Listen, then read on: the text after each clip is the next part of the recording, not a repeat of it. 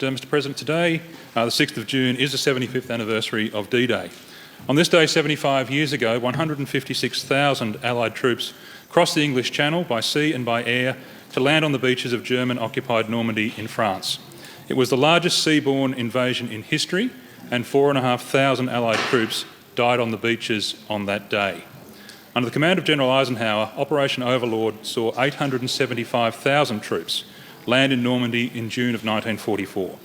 The liberation of France from the Nazi regime was a turning point in the war that led to the freedom of Europe and the free world that we know today.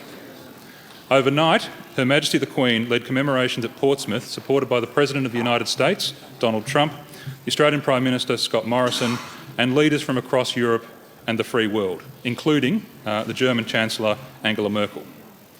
As Her Majesty reflected, the commemorations are an opportunity for those who have enjoyed 75 years of freedom to say thank you to those who sacrificed so much and contributed so much.